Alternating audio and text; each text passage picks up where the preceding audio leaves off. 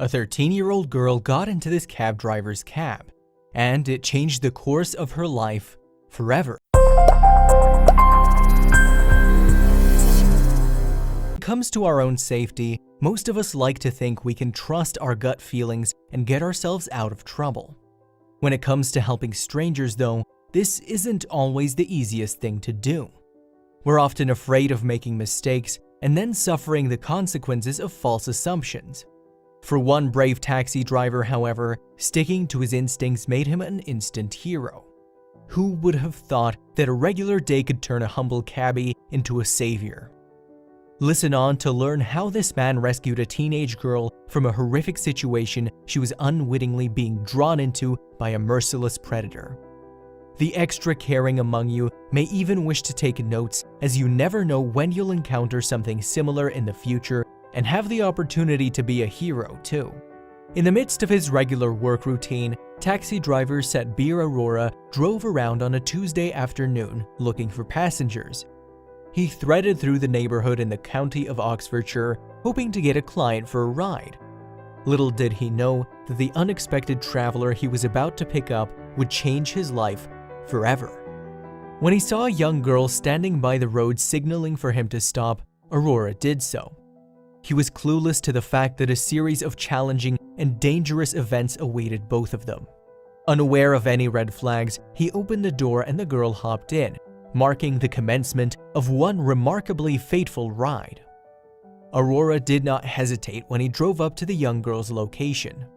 Judging from her looks, she appeared to be around 13 years old, dressed in a conservative school uniform.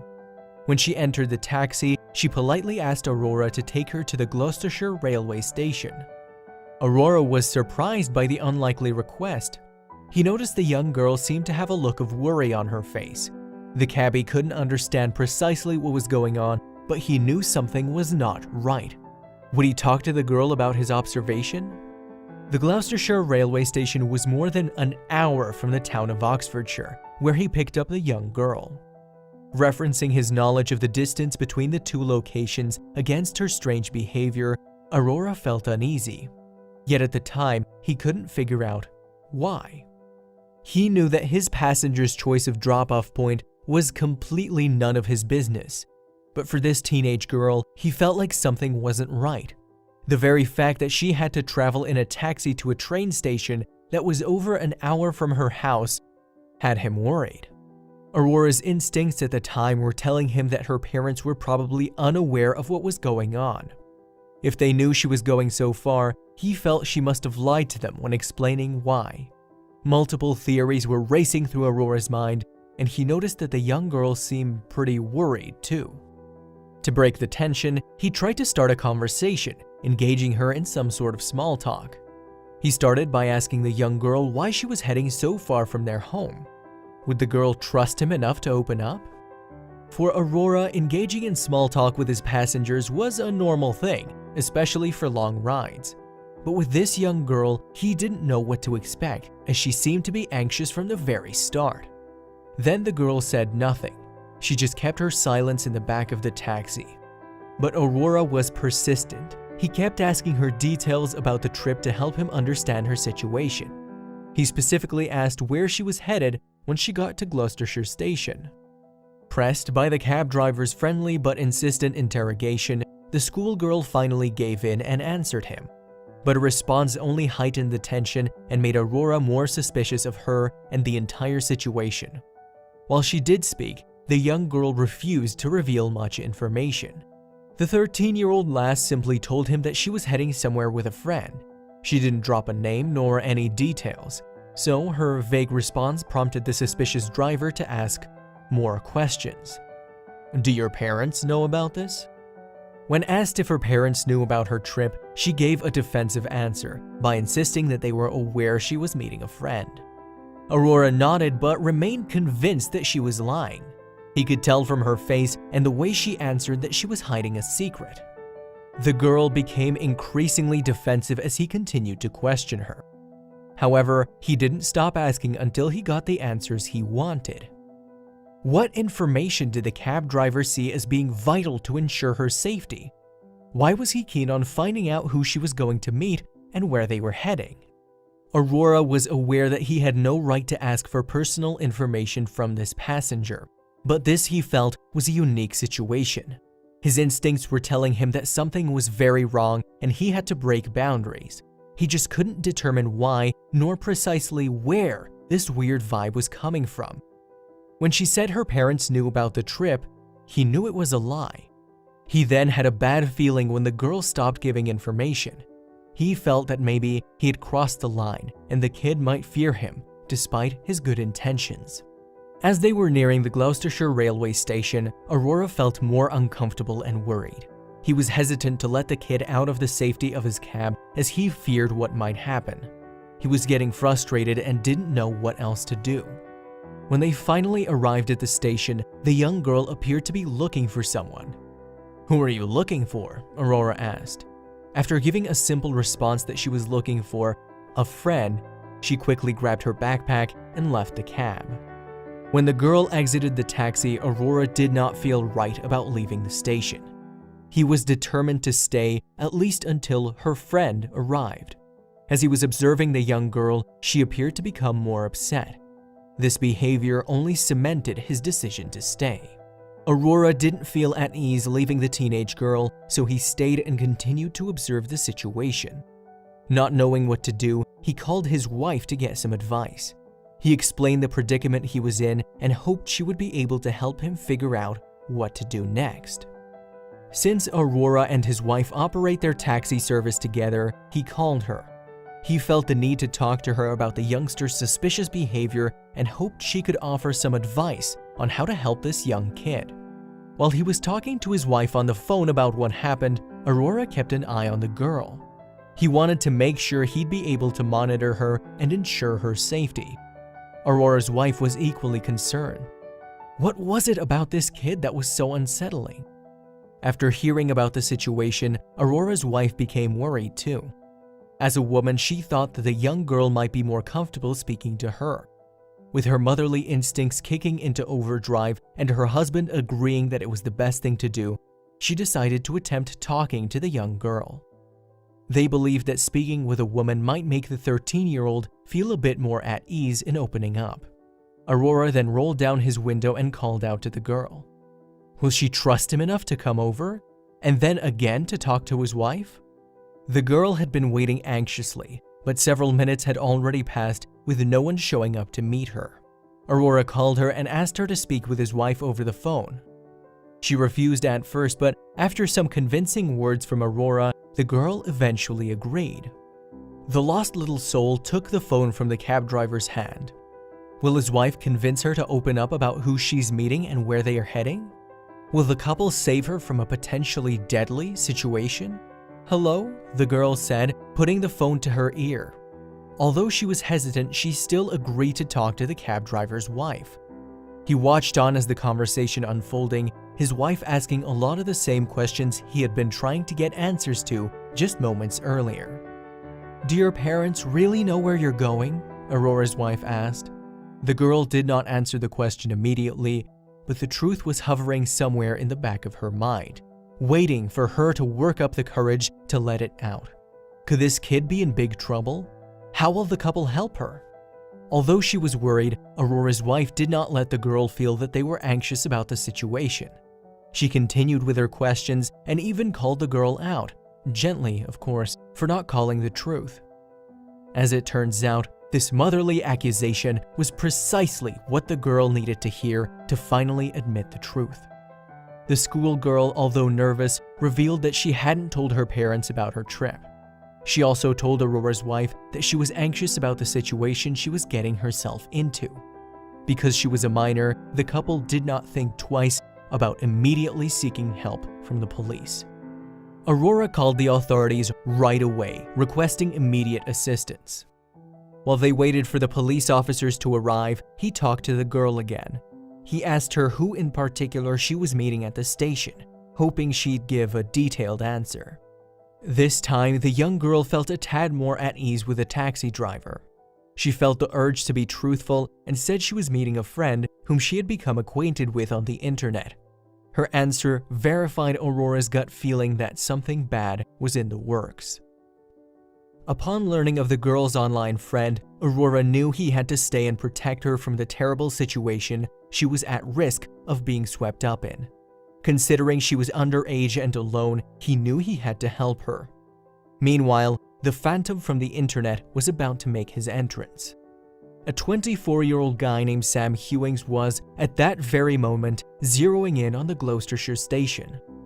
With a backpack clutched tightly in one hand, he scanned the crowd looking for someone in particular, a young girl he was supposed to be meeting. Could he be the online friend the girl was waiting for? Hewings was on the lookout for a girl he was supposed to be meeting up with when he noticed 2 police cars waiting at the station. The sight of the authorities caused him such anxiety and fear that he decided to leave the area as quickly as possible, doing his best to avoid being noticed. Hardly the actions of an innocent man. Why was Hewings so concerned about the presence of police at the station? Could he be guilty of something? Had he committed some criminal act? Or was his concern to do with the girl he was hoping to meet there? Meanwhile, our friendly cab driver wasn't done with his strategizing. Aurora asked the girl if he could borrow her phone and call the number of the friend she was meeting at the station. While she was taken aback by the request, the girl reluctantly agreed to hand over her phone. With a look of panic forming on her face, the girl held back. However, the kindness she felt emanating from Aurora won her over. So, after just a moment's hesitation, she handed over the phone. Did Aurora have a plan that could lead to the capture of this man? As Hewings was about to leave the station, his phone rang. With his stressed mind running on pure instinct, he didn't even consider the possible consequences of his actions before answering it. However, the realization struck him the moment the call connected, and so he hung up without uttering a word to the person on the other line. Although there was no conversation engaged in, the caller did not bother to try again. While this sounds weird, everything will soon make sense. Keep listening as we uncover the dark truth about Hewing, a truth that might never have come to light had the fateful phone call not been made. What Hewings did not realize was that his actions were all being recorded on the security camera just outside the station. Crucially, this meant he was captured answering the phone call, a piece of evidence that would prove to be a great help to the authorities in revealing the predator's dark side. The police were able to trace his phone number via the local tower the call had connected through. From this simple starting point, they had no idea how dark their investigation was about to get. Just who is this Sam Hewings, and why is it so vital that he be caught? Having identified Sam Hewings as the caller, the investigating officers found themselves on a path of discovery filled with increasingly unsettling facts. Hewings, it turns out, had booked train tickets for himself and a child, a ride that would take the two of them back with him to his house. It was in Hewings' online chat logs, however, that the most horrific evidence emerged. Details of exactly what he had planned to do with a young girl. It's hard to fathom how twisted this man's ideas were, and worse, how prepared he was to carry them out. Keep listening to learn more about his plans for the innocent kid. The online chat logs were eventually presented to Gloucestershire Crown Court.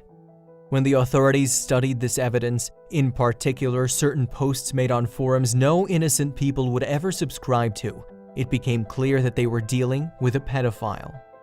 The young girl, it seems, was being lured into a trap she might never have been able to escape from on her own. Are you ready to learn more? Brace yourselves, because the truth will have you rethinking every interaction you have had with strangers online. Aside from verifying that Hewings was a pedophile, further online chat history records exposed his participation in various dark groups. In these forums, Hewings spoke of his plans to kidnap, sedate, and rape a victim, horrific acts that represented only a portion of the darkness that lurked within him. As the truth behind Hewings' identity was uncovered layer by layer, more and more terrible things were unearthed. His wild ideas led him to conceptualize a horrific plan that would put his intended victim's life at risk. The police did not waste time in getting the paperwork in order to raid Hewings' home. When they accessed his house, they found a backpack, the same one he had carried to Gloucestershire railway station that day. Upon opening the bag, Ewing's dark secret was finally brought to light. In the backpack, police found 2 sharp knives, a glasses case stuffed with cocodamol, a strong sedative, and a roll of duct tape. Only a criminal with an evil plan in mind would have need of such dangerous goods. Not long after this chilling discovery, Ewing stood in court awaiting his verdict. Following his arrest, the police presented Ewing to Gloucestershire Crown Court. From about September to November last year, your chat logs reveal your pedophile tendencies and desires, said Judge Michael Cullum. You said, I have a teen in mind, but she needs to be kidnapped, the judge added. While Ewing hadn't had the opportunity to follow through on his plans, the evidence of his intentions was strong enough for him to receive a conviction.